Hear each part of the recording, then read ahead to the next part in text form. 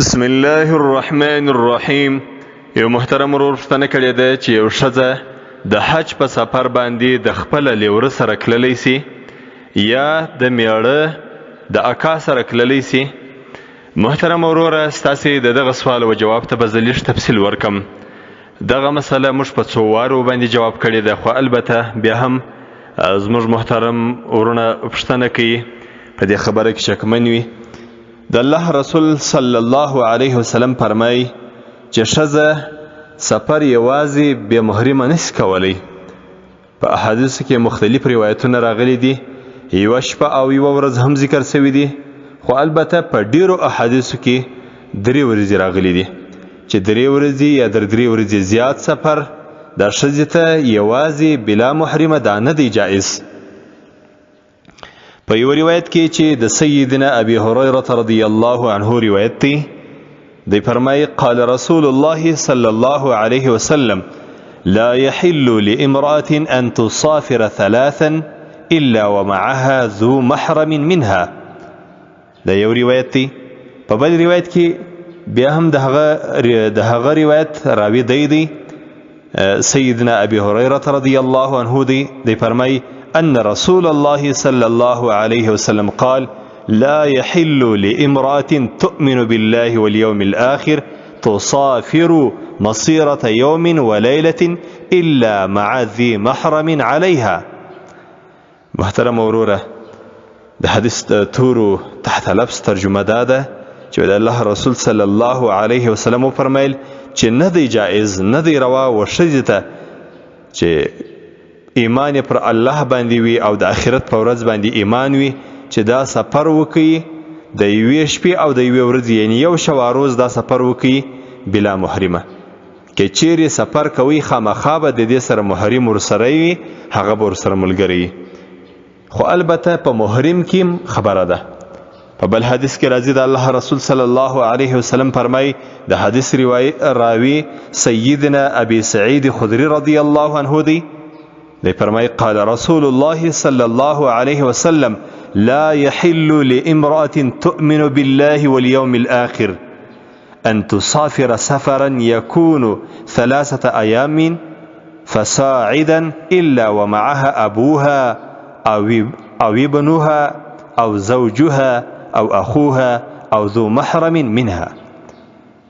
سیدنا ابي سعید خدری رضی الله عنه فرمایي وای د الله رسول صلی الله علیه وسلم فرمایل چې نه دی جائز و ښځې ته چې ایمان پر الله او د آخرت په ورځ باندې چې دا سفر وکړي، داسې سفر چې هغه 3 ورځې یا زیات، مګر خامخا به د دې سره یا پلار ورسره وي، یا به زوی ورسره وي، یا به میړه ورسره وي، یا به ورور ورسره وي، یا به په قریبانو کې داسې یو څوک ورسره وي چې هغه د دې محرم وي ابدا.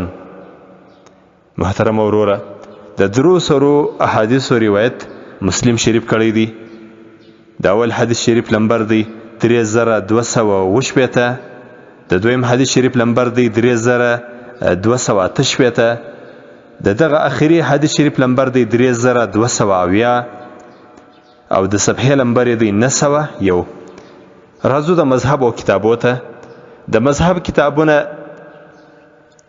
رد محتار چې پر همیشته دوری مختار باندې دی، یعنی یو خو هغه دوری مختار دی چې هغه پر همیشته رد محتار باندې، دا به هغه رد محتار دی چې پر همیشته رد محتار باندې پروت دی. رد محتار پر همیشته دوری مختار باندې جلد 2 صفحه 150 کتاب الحج هغه د مسله راخصه ده.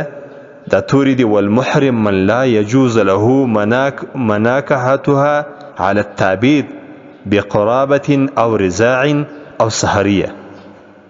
دغه رقم د مذهب 2 کتاب الاختیار لتعلیل المختار هغم دا مسله راخصه ده. دی فرمای والمحرم كل من لا يحل له نکاحها على التعبيد. محرم هغه څوک دی د ښځې دپاره چې د ښځې سره نکاح د ابد دپاره نسی کیږي، لکه پلار، ورور، زوی، خوریی، وراره. دا هغه کسان دي چې د ابد دپاره د ښځې د دغو کسان سره نکاح نسی کیږي.